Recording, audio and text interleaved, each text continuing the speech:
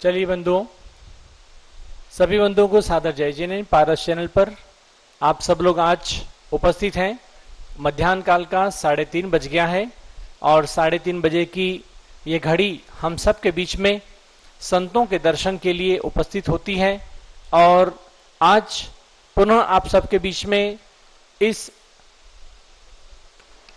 देश में आचार्य शांति सागर जी महाराज की परंपरा में सप्तम पट्टाचार्य के रूप में श्री निकांत सागर जी महाराज उपस्थित हैं और उनके साथ में सर्वोच्च साध्वी वयोवृद्ध साध्वी, इस परंपरा की ज्येष्ठ श्रेष्ठ साध्वी परम पूज्य गणिनी प्रमुख श्री ज्ञानवती माता जी भी उपस्थित हैं। बंधु, आज का प्रसंग है हम सबके बीच में जो हमारी शांति सागर जी महाराज की परंपरा में प्रथम पट्टाचार्य हुए, ऐसे आचार्य श्री वीर सागर जी महाराज, जिन्होंने 1876 में ईर गांव में जन्म लिया औरंगाबाद के निकट, और उन्होंने गुरु पूर्णिमा के दिन जन्म लेकर के गुरु पूर्णिमा को सार्थक किया, क्योंकि वो हम सबके आज गुरु के रूप में पूजनीय हैं। ऐसे गणिनी प्रमुख श्री ज्ञानवती माता जी के आरिका दीक्षा गुरु प्रथम पट्टाचार्य श्री वीर सागर जी महाराज की आज के दिन यानी कि आश्विन कृष्णा अमावस आज के दिन, आज की तिथि में 1957 में उन्होंने जयपुर खानियाजी राजस्थान में अपना पूरी साधनामय जीवन को करके ये जो नश्वर काया है, शरीर है, उसको त्यागा था और समाधि लेकर के अपने मनुष्य जीवन को सफल किया। तो बंधुओं, आज हम आचार्य श्री वीर सागर जी महाराज के प्रति कतिपय श्रद्धांजलि अर्पित करेंगे। और सर्वप्रथम इस अवसर पर परम पूज्य प्रज्ञाश्रमणी परम पूज्य सप्तम पट्टाचार्य जो हमारे इस परंपरा के आज वर्तमान काल में इस परंपरा का जो निर्वहन कर रहे हैं, उसका संचालन कर रहे हैं, उसकी प्रभावना कर रहे हैं, ऐसे सप्तम पट्टाचार्य श्री निकांत सागर जी महाराज से अनुरोध है सर्वप्रथम आप अपनी श्रद्धांजलि समर्पित करें और उसके बाद हम आगे भी कुछ श्रद्धांजलियां सुनेंगे। ओम ह्रीं श्री कल्पतरु शांतिनाथाय नमः। ओम ह्रीं आचार्य श्री वीर सागराय नमः। सिद्ध परमात्मा के प्यारे प्यारे भक्तात्माओं, संतों की संगति से सन्मति की प्राप्ति होती है। साधुओं के सानिध्य में हमको शांति का क्षीण खजाना मिलता है। संत और भगवान के दर्शन से हमारा सम्यक दर्शन विशुद्ध होता है और संतों के पाद मूल में जो रहता है उसी की समाधि होती है। ऐसे ज्ञान जिन्होंने अपने जीवन में आगम का गीत गाया है और चारित्र का जिन्होंने संगीत बजाया, ऐसे चारित्र चक्रवर्ती आचार्य शांति सागर महाराज जी के प्रथम जो शिष्य हुए हैं, जब आचार्य शांति सागर महाराज जी का समडोली में आश्विन शुक्ल एकादशी को 8 अक्टूबर 1924 में हो, और उस दिन बुधवार था और आज का दिन भी बुधवार है। उस दिन वहां पर आचार्य शांति सागर जी का जब समडोली में आचार्य पदारोहण हो रहा था, उस समय वीर सागर महाराज जी और नेमी सागर महाराज जी दोनों की वहां पर मुनि दीक्षा हुई थी। ऐसे महान आचार्य के हमने प्रत्यक्ष दर्शन तो नहीं किए हैं, लेकिन भाव से जब प्रतिदिन अर्घ चढ़ाते हैं, प्रतिदिन हम भाव से भावांजलि पूर्वक उनके प्रत्यक्ष दर्शन करते हैं। और जिनसे उन्होंने दीक्षा ली, जो आज हमारी शांति सागर जी महाराज की परंपरा की ज्येष्ठ और श्रेष्ठ आरिका हैं, ऐसी ज्ञानमती माता जी आज हमारे बीच में उपस्थित हैं, जिन्होंने संपूर्ण भारत में श्रवण संस्कृति का, अपने गुरु का उन्होंने ध्वज को फहराया है। माता जी के जीवन की विशेषता यह है कि हर बात में वह अपने गुरु आचार्य वीर सागर जी के नाम का उल्लेख करते हैं। आचार्य वीर सागर महाराज जी अपने जीवन में सुक्तियों का प्रयोग बहुत अधिक किया करते थे। कि जीवन में वह कहते थे कैंची नहीं सुई बनो, जो खरा सो मेरा। इस प्रकार से अनेक वह भेद विज्ञानी ऐसे महान आचार्य हमारे आचार्य वीर सागर महाराज जी अंध श्रद्धालु नहीं, वह परीक्षा प्रधान थे। जैसे हमारे समंत्र भद्द आचार्य थे, उन्होंने आचार्य शांति सागर महाराज जी की भी अपेक्षाकृत वह जब हीरालाल गंगवाल की अवस्था में अपने ग्रस्त जीवन में थे और खुशहाल चंद जी जो चंद सागर हुए, उन्होंने जाके आचार्य शांति सागर से कहा कि इस पंचम काल में तो साधु होते नहीं है और चर्या नहीं होता, हम कैसे माने। तो आचार्य शांति सागर जी ने उदाहरण दिया, ये सामने काय का वृक्ष है, तो उन्होंने कहा ये आम का वृक्ष है। तो आचार्य श्री ने कहा शांति सागर जी ने, आम कहाँ है, इसमें भविष्य में आएंगे। ऐसे साधु भी भविष्य में शुद्ध उपयोग और शुद्ध उपयोग से सिद्धत्व को प्राप्त होगा। ऐसे आचार्य वीर सागर जो चारित्र्य और चर्या के एक धनी थे, जिनने धर्म की चर्चा के साथ साथ अपने जीवन में धर्म को आचरण करके चरितार्थ किया। ये मेरा सौभाग्य है कि उनकी परंपरा में ही हमने दीक्षा ली और उसी परंपरा का मुझे यह उत्तरदायित्व मिला। ऐसे आचार्य वीर सागर महाराज जो खानिया जी में, उनके समाधि स्थल पर भी मैं मुनि अवस्था में गया हूँ। खानिया में राणा जी की नसिया जो चूलगिरी के नीचे है, वहाँ पर उनने धर्म ध्यान पूर्वक अपनी साधना करते हुए सम्यक्त और संयम की साधना करते हुए समाधि वर्ण किया। उनके चरणों में बारंबार हमारा भक्ति पूर्वक नमोस्तु नमोस्तु नमोस्तु। बंधुओं, हमारा सौभाग्य है कि आज हम 20वीं सदी के प्रथमाचार्य शांति सागर जी महाराज के शिष्य प्रथम पट्टाचार्य श्री वीर सागर जी महाराज की पुण्यतिथि मना रहे हैं और उस अवसर पर हमें उसी परंपरा के सप्तम पट्टाचार्य निकांत सागर जी महाराज के विचार सुनने को प्राप्त हुए। तो आइए अब इसी श्रृंखला में हम आगे बढ़ते हैं। परम पूज्य प्रज्ञाशमनी आरिका श्री चंद्रामती माता जी हमारे बीच में उपस्थित हैं और वो भी इस अवसर पर अपने श्रद्धा सुमन अर्पित करेंगी और उसके बाद पूज्य गणेश ज्ञानमती माता जी और फिर हमारे मुनि श्री आत्मी सागर जी महाराज। ओम नमः सिद्धेभ्यः। चलो परम पूज्य आचार्य श्री शांति सागर महाराज जी की जय। परम पूज्य प्रथम पट्टाचार्य चारित्र चूड़ामणि आचार्य श्री वीर सागर महाराज जी की जय। श्रद्धांजलि से पूर्व आज अर्घ समर्पित करने के लिए इस परंपरा के वंशज के रूप में बोरीवली मुंबई से श्री संजय जी गंगवाल अर्घ लेकर तैयार हैं और श्री रामपुर महाराष्ट्र से सौभाग्यवती शोभा शरद पहाड़े ये लोग भी अर्घ लेकर के और आचार्य श्री के चरणों में अर्घ चढ़ाने के लिए आज की पुण्यतिथि के अवसर पर तैयार हैं। जूम के माध्यम से उनका पहले अर्घ चढ़वा देते हैं और आचार्य श्री की पुण्यतिथि के अवसर पर आज प्रातःकाल मंगल पूजा की गई।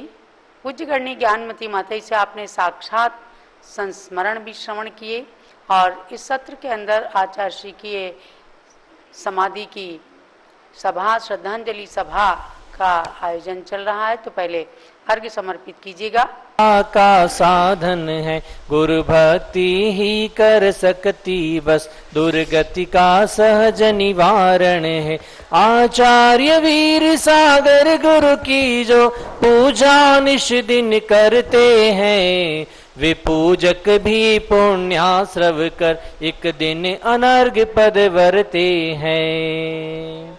चढ़ाएंगे आचार्य श्री ओम ह्रीम चारित चक्रवती आचार्य शांति सागर मुनिराजस्य प्रथम शिष्य प्रथम पट्टाचार्य आरिका गणी ज्ञानमती माताजी को दीक्षा प्रदाता वीर सागर महाराज महास्वामी ने चरणारविंदाय समाधि दिवसे जलफलादि महादिव्यर्घम निर्पामते स्वाहा।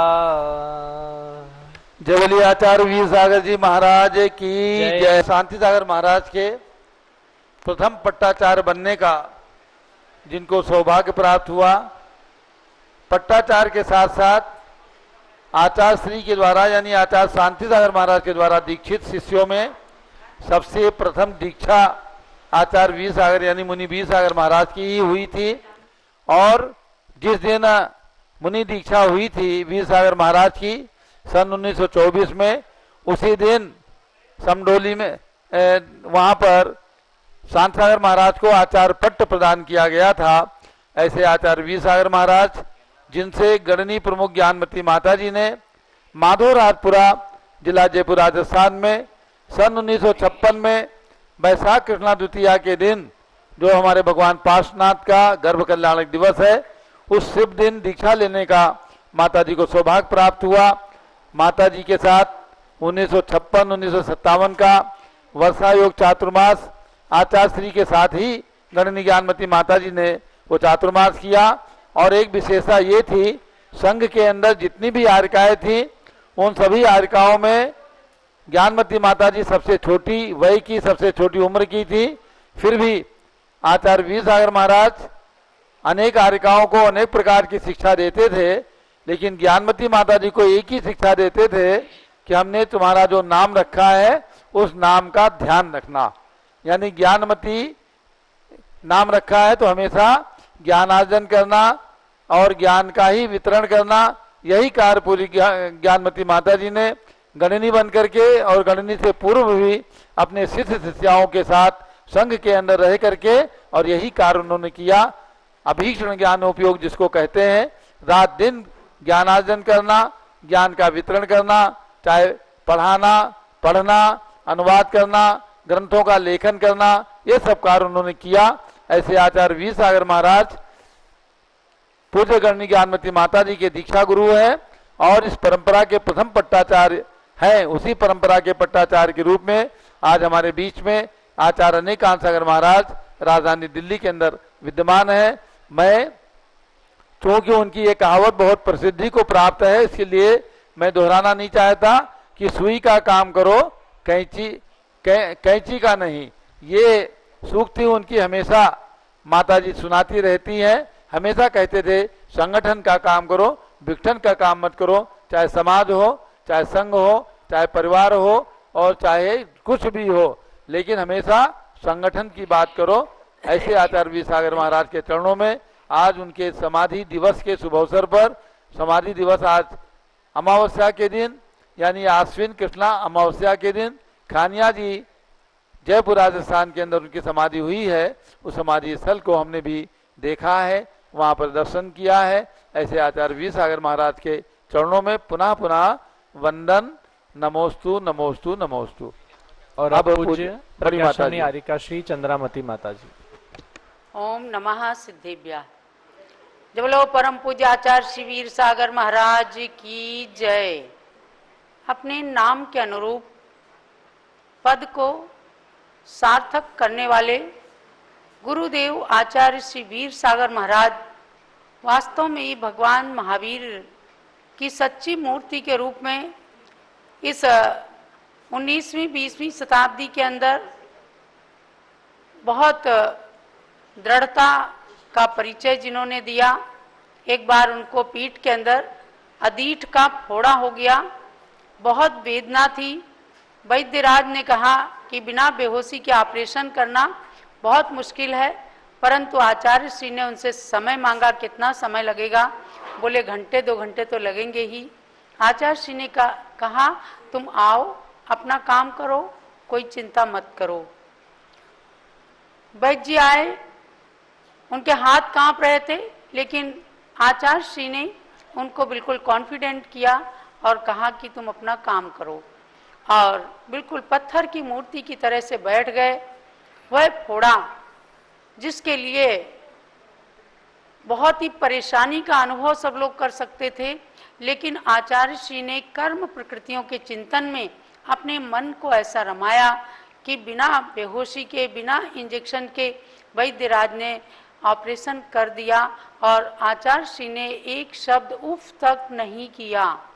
उनसे पूछा गया तो आचार्य श्री ने एक ही बात कही कि न जाने कितनी बार नरकों में पीड़ाएं भोगी हैं, न जाने कितनी बार तिर्यंच गति के अंदर बहुत कष्ट भोगे हैं, मनुष्य गति के नश्वर सुखों में हमने शाश्वत सुख की कल्पना करके यहाँ न जाने कितने पाप पुण्य के कार्य किए हैं। अब हमें इस पर्याय को सार्थक करने के लिए हमने कर्म प्रकृति के चिंतन में अपने मन को रमाया और अपने तन को स्थिर किया। तो मैं इसलिए इस प्रसंग को जरूर स्मरण करती हूँ कि जब भी कोई, हम लोग तो बहुत छोटे छोटे अभी आचार्य श्री के बालक बालिकाओं पोते पोतियों जैसे हैं, लेकिन आचार्य श्री के मार्ग पर चलने के लिए उनकी बताई शिक्षाओं का पालन करते हुए यही भावना करते हैं कि हे आचार्य देव, जैसे आपके अंदर इतनी बड़ी दृढ़ता आई कि आपने इतना बड़ा फोड़ा ऑपरेशन करा लिया और किसी को वेदना का अनुभव होने नहीं दिया। तो ऐसा तो नहीं कि आचार्य श्री को वेदना नहीं हुई, वेदना बहुत हुई, लेकिन उन्होंने चिंतन किया और नरक के दुखों का चिंतन करते हुए इस दुख को उसके सामने कुछ नहीं समझा। तो ऐसे आचार्य देव के जीवन से आज उनकी पुण्यतिथि के अवसर पर यही आशीर्वाद की आकांक्षा है कि हे गुरुदेव, हम लोगों के जीवन के अंदर भी जब भी कठिन परिस्थितियां आए, कोई बीमारी आए, कोई संकट आए, अब देखो थोड़ा सा बुखार आता है, हम थोड़ा विचलित होने लग जाते हैं, अर्थात सहन करने में असमर्थ होने लग जाते हैं, लेकिन भगवान की कृपा से सब सहन करते हैं और शक्ति आती है जब इन गुरुओं का स्मरण करते हैं कि जब गुरुदेव इतना सहन कर सकते थे। और उनकी शिष्या ज्ञानमती माता को तो मैंने अपनी आंखों से तमाम कष्टों को सहन करते देखा है। तो ऐसे समय में समयसार का चिंतन हमेशा पूज्य माता जी करती थी। तो हम लोग भी ऐसे गुरुओं के स्मरण करते हुए उनकी पुण्यतिथि पर आज मैं यही श्रद्धांजलि अर्पित करती हूँ कि हे गुरुदेव, आपके समान सुंदर समाधि का अवसर आए और हम भी कष्टों को सहन करने में सक्षम हो सकें। आपके चरणों में कोटि कोटि नमन। और अब पूज्य गणिनी प्रमुख आर्यका श्री ज्ञानमती माता जी, जिन्होंने आचार्य श्री वीर सागर जी महाराज से साक्षात दीक्षा ग्रहण की है, ऐसी पूज्य माता जी की श्रद्धांजलि सुनते हैं। श्री शांति सागर मुनीन्द्र नमोस्तु तुभ्यं। सूर्य स्वमेव प्रथमः किल सम्प्रतिः त्वष्टाधिपः प्रथम एव च यः प्रसिद्धः तम वीर सागर गुरुं प्रणमामि भक्त्या। तम वीर सागर गुरुं प्रणमामि भक्त्या। बदात्मा, मैं सन 1955 में छिलिकावस्था में छिलिका श्री विशालमती के साथ में आचार्य श्री शांतार महाराज के दर्शन करने गई थी। पुनश्च उनका विहार बारामती से कुंथलगिरी के लिए हुआ। तब हमने ये चाहा कि पास में ही चातुर्मास हो, जो संलेखना के समय हम लोग वहाँ उपस्थित हो सकें और देख सकें। तो मसवड़ पास के गांव में, मसवड़ नाम के गांव में छिलिका विशालमती जी ने मेरे साथ में बरसायु स्थापित किया और ये घोषणा कर दी कि आचार्य श्री शांतार महाराज जी की संलेखना के समय हम लोग कुंथलगिरी जाएंगे। और वहाँ जब आचार्य श्री ने यम संलेखना घोषित कर दी तो हम वहाँ छिलिका विशालमती के साथ कुंथलगिरी पहुँचे हैं सन 1955 में और लगभग 1 महीने वहाँ वहीं रही हूँ। और मैंने आँखों से देखा है, आचार्य श्री से अनेक शिक्षाएं प्राप्त की हैं।